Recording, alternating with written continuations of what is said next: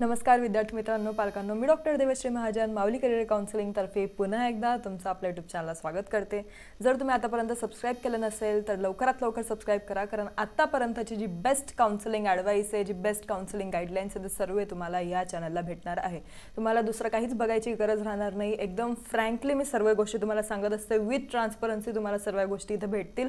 जे खरं आहे ते खरं आहे, जे खोटे ते खोटे, ते सर्व मी तुम्हाला एक्सप्लेन करत असते। म्हणून जर तुम्हाला असे टाइप ऑफ काउन्सिलिंग पाहिजे असेल रादर दॅन फक्त चुकीचे होप्स लावण्यापेक्षा, जी यूट्यूब चॅनल आहे हे तुमच्यासाठी बेस्ट आहे, तर तुम्ही याला सबस्क्राइब केलं पाहिजे। जर तुम्हाला माझे व्हिडिओ आवडत असतील तर लाईक करा, कमेंट करायला विसरू नका।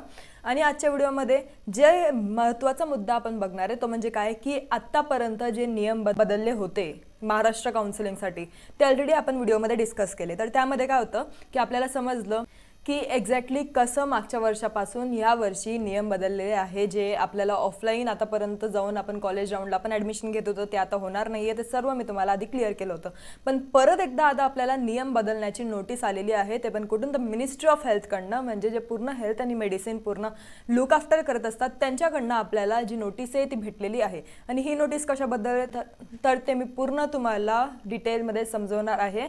आणि ही नोटीस सर्वात आधी लक्षात घ्या की आपण जे ऑल इंडिया कोटा काउन्सिलिंग करत असतो त्यामध्ये लागू आहे। आणि ऑल इंडिया कोटा काउन्सिलिंगचे भरपूर रूल्स विद्यार्थ्यांना माहीत नाही राहत, ते भरपूर हेजिटेट करतात त्या काउन्सिलिंगमध्ये भाग घ्यायला। आणि सर्व जे टॉपचे कॉलेजेस आहेत ते सर्व आपल्याला ऑल इंडिया कोटा काउन्सिलिंगमध्येच भेटतात, जसं एम्स म्हणा, जिपमर म्हणा, किंवा आपल्या FMC वगैरे जे सर्व टॉपचे कॉलेजेस आहेत ते सर्व आपल्याला ऑल इंडिया कोटामध्ये भेटतात। जर तुम्हाला एकदम चांगलं कॉलेज पाहिजे असेल, जर तुमचे मार्क्स पण एकदम चांगले असतील, तर तुम्हाला हे जे कॉलेजेस आहे हे एकदम बेस्ट आहे आणि म्हणून तुम्ही याच्यात पार्टिसिपेट केलं पाहिजे। पण त्याआधी तुम्हाला त्याचे रूल्स माहिती पाहिजे आणि ते रूल्स आपण आजच्या व्हिडिओमध्ये डिटेलमध्ये समजून घेणार आहोत, कारण या वर्षी आत्ता काल हे रूल्स जे ते परत अपडेट होऊन आलेले आहे। तर ते आपण सर्व डिटेलमध्ये बघू। तर इथं काय म्हटलं एक्झॅक्टली आपण त्यानंतर टेंटेटिव्ह डेट पण बघू की रजिस्ट्रेशन कधी सुरू होईल। आणि नेक्स्ट व्हिडिओ माझा याच्यावर राहणार आहे की रजिस्ट्रेशन सुरू होण्याच्या आधी तुम्ही कोणत्या गोष्टींकडे लक्ष दिलं पाहिजे आणि कोणत्या गोष्टी तुम्ही कंप्लीट केल्या पाहिजे, तर त्यावर आपण डिस्कस करणार आहोत। म्हणजे खूप विद्यार्थ्यांना आता माहीत नाही की रजिस्ट्रेशनच्या आधी आपण काय करावं, ते एकदम निश्चिंत राहतात, आरामात रजिस्ट्रेशनची वाट बघतात। त्यांना असं वाटतं की जेव्हा रजिस्ट्रेशन सुरू होईल तेव्हा बघतच जे बघू ते रजिस्ट्रेशन झालं म्हणजे फक्त चॉईस फिलिंग केली म्हणजे फक्त ॲडमिशन करायची गोष्ट आहे, एवढीच काउन्सिलिंग राहते का? तर नाही, काउन्सिलिंगमध्ये भरपूर स्टेप्स राहतात जे आपण त्या व्हिडिओमध्ये बघू आणि त्या व्हिडिओमध्ये तुम्हाला पूर्ण प्रॉपरली एक्सप्लेन करणार आहे। तर आज मेनली आपण ही तर इथं आपण बघू की एक्झॅक्टली काय चेंजेस इथं झालेले आहे। तर या नोटीसमध्ये आपल्याला पूर्ण दिसेल तर major enhancement of the rules that have changed इथे दिलंय no physical reporting for candidate opting for upgradation. म्हणजे आधी काय व्हायचं की ज्यांना पण अपग्रेडेशन करायचं होतं त्यांना त्या कॉलेजला जावं लागत होतं आणि त्या कॉलेजला जाऊन त्यांना तो फॉर्म भरायचा होता, त्यांना सांगायचं होतं की आम्हाला अपग्रेडेशन करायचं आहे। तर कधी कधी असं व्हायचं की चुकून जे स्टुडंट्स आहेत ते स्टेटस रिटेन्शन फॉर्म पण भरून द्यायचे आणि स्टेटस रिटेन्शन म्हणजेच काय की तुमचं ॲडमिशन जे ते कन्फर्म झालेलं आहे असं त्या फॉर्मवरून समजतं। तर कधी कधी चुकून ॲडमिशन पण तिथं होऊन जायची। तर आता काय की आता तुम्हाला दुसऱ्या स्टेटमध्ये किंवा दुसऱ्या कॉलेजला जाऊन परत तिथं अपग्रेड करायची गरज पडणार नाही, तुम्ही ते ऑनलाईन पण करू शकता, तुम्हाला फिजिकली तिथं प्रेझेंट राहण्याची गरज पडणार नाही। आता तुमचं जे सर्व काम आहे ते सर्व ऑनलाईन होईल। आधी काय व्हायचं की जे MCC काउन्सिलिंग आहे, MCC म्हणजे overall all India quota counselling, तर ऑल इंडिया कोटामध्ये असं व्हायचं की आपण आहे कुठे तर महाराष्ट्रात, आपल्याला कॉलेज भेटलं UPचं, राजस्थानचं, केरळचं, कर्नाटकचं, तर मेनली आपल्याला तिथं डिस्टन्स जो आहे तो कव्हर अप करायला वेळ लागायचा, आपल्याला ट्रॅव्हलिंग करायला उशीर लागायचा, आपल्याला ट्रॅव्हलिंगमध्ये आपला खर्च वेगळा, त्यात आपला टाइम वेस्ट वेगळा। तर या दोघी गोष्टी बघून आपल्याला MCC ने आता नवीन रूल दिलाय की आता तुम्ही सर्व जे ते ऑनलाईन करू शकतात, त्यात तुमचा खर्च पण वाचेल, कारण मेनली जेव्हा फेस्टिव्ह पिरियड होते तेव्हा खर्च अजून वाढून जायचा जर तुम्ही ट्रॅव्हल्सने वगैरे जायचे तर। आणि मेन म्हणजे असं व्हायचं की कधी कधी MCC जे आहे ते तुम्ही ट्रॅव्हल करताय आणि तेव्हाच ती डेट एक्सटेंड करून द्यायची किंवा पोस्टपोन करून द्यायची। आणि मागच्या वेळेस असं पण झालं होतं की एकदा जे रिपोर्टिंग आहे ते कॅन्सल पण केले गेले होते, जे स्टुडंट्सला रिपोर्टिंग आहे ते कॅन्सल करून परत एकदा रिपोर्टिंग लिस्ट जी ते काढली होती MCC ने। तर मागच्या वेळेस अशा पण काही चुका झाल्या होत्या ज्याच्यामुळे विद्यार्थी आधीमध्येच अटकून गेले होते, ते बाकीचे ट्रॅव्हलिंग करत निघून गेले होते त्यांच्या घरून ॲडमिशन घेण्यासाठी आणि नंतर त्यांना समजलं होतं की जी प्रोव्हिजनल लिस्ट आहे, जी कन्फर्म लिस्ट आहे अलॉटमेंटची, ती कॅन्सल झालेली आहे आणि परत ती लिस्ट आता 2 दिवसानंतर निघेल। तर म्हणून आता आपल्याला सर्व ऑनलाईन आहे, म्हणून या गोष्टींचं टेन्शन तुम्हाला घ्यायचं नाही आहे। नंतर अजून काय ऑनलाईन झालं आहे तर जी रेझिग्नेशन फॅसिलिटी आहे ती पण आता ऑनलाईन झालेली आहे। म्हणजे तुम्हाला जर कॉलेजला रिझाईन करायचं असेल तर ते पण तुम्ही ऑनलाईन करू शकता, तुम्हाला तिथं प्रेझेंट राहायची गरज नाही। आणि मोस्टली खूप वेळेस असं होतं की तुम्ही कधी कधी तुमची काउन्सिलिंग पण स्टेट काउन्सिलिंग पण करत असतात आणि कधी कधी तुम्ही MCC काउन्सिलिंगमध्ये पण भाग घेऊन टाकतात आणि असं होतं की तुम्ही MCC काउन्सिलिंगमध्ये तुम्हाला कॉलेज अलॉट झालं आणि स्टेट काउन्सिलिंगची तुमची आता डेट निघत चालली आहे, तर ते पण दोघी क्लॅश होऊन जातात. म्हणून तुम्हाला ते पण एक बेस्ट आहे की तुम्ही आता सर्व ऑनलाईन करू शकतात, तुम्हाला तिथं फिजिकली प्रेझेंट राहायची गरज नाही. आणि जेव्हा तुम्ही अपग्रेड करताय कॉलेज, तर तेव्हा एक गोष्ट लक्षात घ्या की तुम्ही जेव्हा एक कॉलेज फर्स्ट राऊंडमध्ये अपग्रेड करताय, परत तुम्हाला सेकंड राऊंडमध्ये दुसरं कॉलेज अलॉट झालं, तर तुम्हाला आधी फर्स्ट राऊंडच्या कॉलेजकडून डॉक्युमेंट्स घेऊन येणं हा पहिलं स्टेप आहे. आणि सेकंड स्टेप म्हणजे परत ते डॉक्युमेंट्स घेऊन दुसऱ्या कॉलेजला जाऊन तिथं ॲडमिशन कन्फर्म करणं सेकंड राऊंडच्या कॉलेजला. तर ही पण तुमची जी मेस्टअप आहे हे पण आता कमी झालेलं आहे. तुम्हाला आता उगाच थकायची गरज नाही, ते पण तुम्हाला सर्व ऑनलाईन झालेलं आहे. आता ही गोष्ट कसली चालू आहे, MCC काउन्सिलिंग ही आता स्टेट काउन्सिलिंगला लागू झालेलं आहे का, तर अजून तरी आपल्याला तशी काहीच अपडेट आली नाही आहे, पण जेव्हा येईल तर आपल्यासाठी बेस्टच आहे. जर तुम्हाला अपग्रेडेशन ऑनलाईन करता येतं, जर तुम्हाला रिझाईन ऑनलाईन करता येतं, तर याच्यापेक्षा चांगली गोष्ट अजून काय राहू शकते.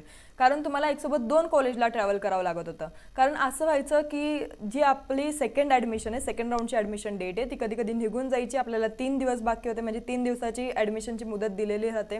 त्यामध्ये पण संडे सॅटर्डे येऊन जातो, तर त्यामध्ये ऑफिशियल वीकडेज ऑफ राहते कॉलेजेस, तर त्यामध्ये ते ॲडमिशन घेत नाही. आपल्या कॉलेजला जाऊन आपले डॉक्युमेंट्स घेऊन येणं, त्यात दुसऱ्या कॉलेजला जाऊन ॲडमिशन कन्फर्म करणं ही खूप हेक्टिक गोष्ट होऊन जाते. तर हे स्टेटला पण जर लागू झालं तर खूप चांगली गोष्ट आहे, तर हे व्हायला पाहिजे. आणि मेनली अजून एक मोस्ट इम्पॉर्टंट रूल की जे NRI कॅन्डिडेट्स होते त्यांना आधी डॉक्युमेंट्स लिस्ट जी आहे ती त्यांच्या काउन्सिलिंग पोर्टलला आता ते जमा करू शकतात आणि तिथं ते कन्फर्म करू शकतात. आधी काय व्हायचं की NRI कॅन्डिडेट्सला इथं ते स्पेसिफिक सेंटर्सला जाऊन त्यांचे डॉक्युमेंट्स जे आहे ते व्हेरीफाय करावं लागायचे. आता ते पण ऑनलाईन होणार आहे. तर आतापर्यंत आपल्याला हे जे चेंजेस आहे हे दिसले, अजून काही नवीन चेंज तर आपल्याला दिसलेला नाही आहे. त्यात आपली टेंटेटिव्ह डेट काय राहू शकते, तर मोस्टली आपण एक्सपेक्ट करतो की आपली जी स्टेट काउन्सिलिंग आहे महाराष्ट्राची ती 10 ते 15 ऑगस्टमध्ये किंवा 15 ते 20 ऑगस्टमध्ये चालू होण्याची खूप शक्यता आहे. त्यानंतर जर तुम्ही म्हणाल की AACCची डेट कधी सुरू होते, तर ती पण अराउंड 10-15 दिवसानंतर लगेच स्टार्ट होते, जेव्हा MCC काउन्सिलिंग स्टार्ट होते तेव्हा. तर मोस्टली MCC काउन्सिलिंग आपण एक्सपेक्ट करतोय की 5 ऑगस्टपर्यंत स्टार्ट होऊ शकते.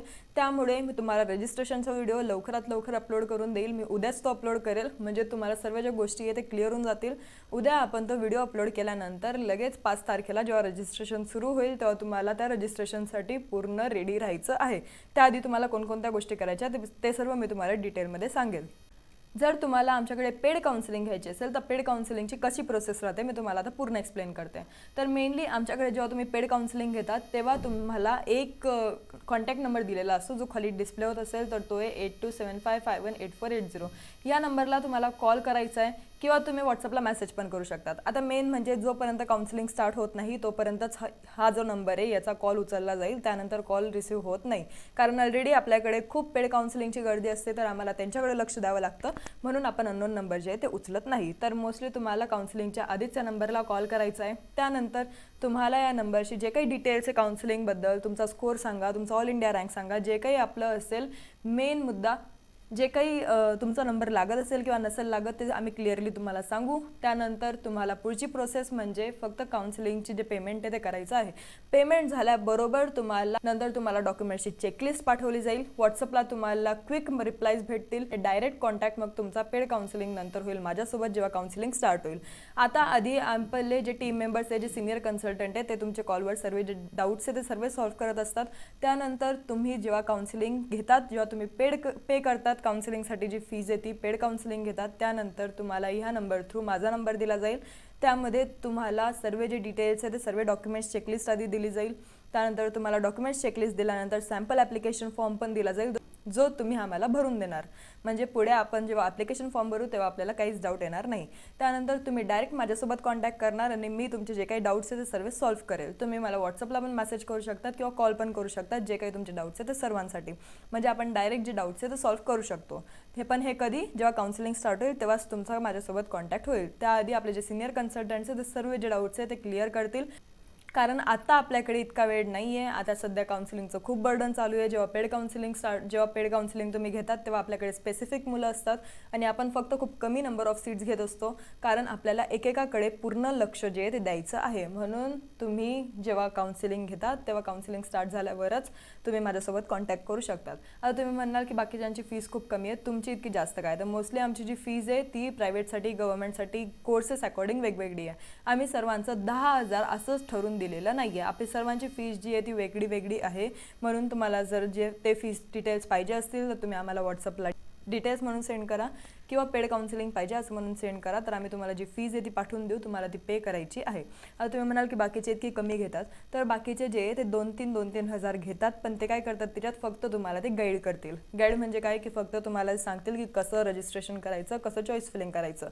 आपण तसं करत नाही. आपण स्वतः चॉईस फिलिंग करतो, आपण स्वतः रजिस्ट्रेशन करतो. त्यात तुम्ही जेव्हा दुसरीकडे काउन्सिलिंग घेतात तेव्हा तुम्हाला दुसऱ्या पर्सनशी कॉन्टॅक्ट करवला जातो आणि तुम्ही त्याच पर्सनशी कॉन्टॅक्टमध्ये राहतात. जे ओरिजिनल काउन्सिलर्स आहे त्यांच्यासोबत तुमचं कॉन्टॅक्ट होत नाही. तर असं आपल्या इथं नाही राहत. आपल्याकडे जेव्हा तुम्ही पेड काउन्सिलिंग घेतात त्यानंतर तुमचं माझ्यासोबत कॉन्टॅक्ट होतो, म्हणून त्यामध्ये काहीच डाऊट नसावा. नंतर ही जी फीज आहे ती पेड झाल्यानंतर सर्व जे डाऊट्स आहे तुमचे ते सर्व सॉल्व्ह केले जाईल, म्हणून आधीच सर्व क्रॉस क्वेश्चन करू नका, कारण इतका आपल्याकडे वेळ राहत नाही आणि मग तुम्हाला रिप्लाय दिले जाणार नाही. फक्त जो महत्त्वाचा मुद्दा आहे तो तुम्ही विचारा, ते आम्ही सॉल्व्ह करून देऊ. आणि नंतर पेड काउन्सिलिंग म्हणून मेसेज टाकला की आम्ही लगेच QR कोड सेंड करू. फक्त त्वरित तुम्हाला पेमेंट करायचं आहे आणि लगेच तुम्हाला सर्व जे डॉक्युमेंट्सची लिस्ट आहे ते पाठवली जाईल. आपल्याला आता लेट करायचं नाही आहे. आपण ऑलरेडी खूप डिले केली गोष्टीला, आपण खूप लेट झालेलो आहे, कारण आता रजिस्ट्रेशन जे आहे ते लगेच स्टार्ट होईल. रजिस्ट्रेशन अराउंड 10 ते 15 ऑगस्टपर्यंत स्टार्ट होऊ शकतं. त्याच्या आधी तुम्हाला तयार राहायचं आहे. आता किती दिवस बाकी आहे? फक्त 10 दिवस बाकी आहे. नंतर आमची सीट फुल व्हायच्या अगोदरच तुम्हाला कॉन्टॅक्ट करायचा आहे. त्यात फिजिओथेरपीसाठी आपले सीट जे आहे ते बाकी आहे. फिजिओथेरपीसाठी जर तुम्हाला काउन्सिलिंग घ्यायची असेल तर मेनली तुमचे जर स्कोअर नॉन क्वालिफाईड पण असाल तुम्ही, म्हणजे तुमचा स्कोअर अराउंड 177च्या बिलो किंवा 213च्या बिलो पण असेल तरी तुम्ही आम्हाला कॉन्टॅक्ट करू शकतात. फिजिओथेरपीला तुमची ॲडमिशन होऊन जाईल. जेवढी आमची फीज आहे 5,000 तेवढी तुम्हाला फिजिओथेरपीची फीस पे करायची आहे. नंतर आपण सर्व करत असतो.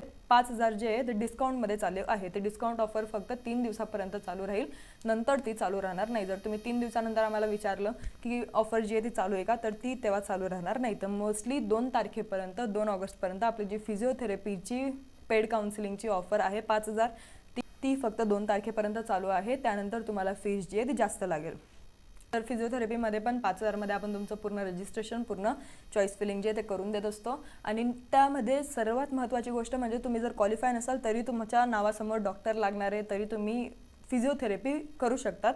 तर ही सर्वात महत्त्वाची गोष्ट आहे. त्यानंतर जर तुम्हाला BMS साठी काउन्सिलिंग करायची असेल तर आपण 4 स्टेटला काउन्सिलिंग करतो. मेनली महाराष्ट्र, कर्नाटक, गुजरात आणि MP. तर या 4 स्टेटमध्ये जे गुजरात आणि महाराष्ट्र आहे ते क्लोज स्टेट आहे, म्हणून तुम्हाला त्याचं डोमेसाईल आणि त्याचं जे 10वी-12वी आहे ते महाराष्ट्रात झालं पाहिजे. डोमेसाईल पण तुमचं महाराष्ट्रात पाहिजे, तेव्हा तुमचं महाराष्ट्रात ॲडमिशन होईल. त्यात राहिली गुजरातची गोष्ट, तुमच्याकडे गुजरातचं डोमेसाईल पाहिजे, तेव्हा कुठे तुमचे गुजरातला ॲडमिशन होईल. आणि MP आणि कर्नाटक ओपन स्टेट आहे, म्हणून तुम्ही तिथे ॲडमिशन घेऊ शकता जर तुमचे सर्वात कमी स्कोअर असले तर. म्हणजे जर तुमचा 213 प्लस असेल तरी MP मध्ये ॲडमिशन तुमचं होऊन जाईल. 225 प्लस राहिले, 230 प्लस राहिले तर सेफ स्कोअर राहतो, म्हणजे तुमचं ॲडमिशन जे आहे ते कन्फर्म तुम्हाला MP मध्ये भेटून जाईल. Same goes for Karnataka. आणि MBBS साठी आपण मेनली महाराष्ट्रामध्ये काउन्सिलिंग करत असतो. आणि जर तुम्ही म्हणाल की कर्नाटक, गुजरातमध्ये, तर गुजरात तर क्लोज स्टेट आहे, तिथे तुमचं होणार नाही. जर तुमच्याकडे डोमेसाईल असेल तर आपण ट्राय करू. आणि कर्नाटकमध्ये मोस्टली जी फीज आहे ती जास्त लागत असते आणि सेम MP मध्ये पण. म्हणून जर तुम्हाला MBBS साठी ॲडमिशन घ्यायची आहे तर तुमचं जर गव्हर्नमेंट आणि प्रायव्हेटमध्ये लागत असेल तरीच आम्ही तुम्हाला सांगतो की तुमचा नंबर लागेल आणि तरच आम्ही तुमची काउन्सिलिंग घेतो. आम्ही भरपूर लोकांना नाही म्हटलेलं आहे कारण त्यांचा स्कोअर कमी होता आणि त्यांचा नंबर लागत नव्हता म्हणून. बाकी UPबद्दल अपडेट आपण लवकरच आणू. UPबद्दल मी तुम्हाला पूर्ण कट ऑफची लिस्ट देणार आहे, पूर्ण फीसची लिस्ट देणार आहे. त्यानंतर जर तुम्हाला UP काउन्सिलिंग पाहिजे असेल तर ते पण आम्हाला कळवा, आपण लवकर त्याबद्दल अपडेट आणू. अजून काही पण डाऊट असला तर नक्की सांगा, सर्व आपण क्लिअर करू. कमेंट सेक्शनमध्ये तुम्ही सांगा की नेक्स्ट व्हिडिओ कशावर पाहिजे, रजिस्ट्रेशनवर पाहिजे असेल उद्यापर्यंत अपलोड करेल. आणि पेड काउन्सिलिंगसाठी या नंबरला तुम्हाला कॉन्टॅक्ट करायचा आहे. धन्यवाद.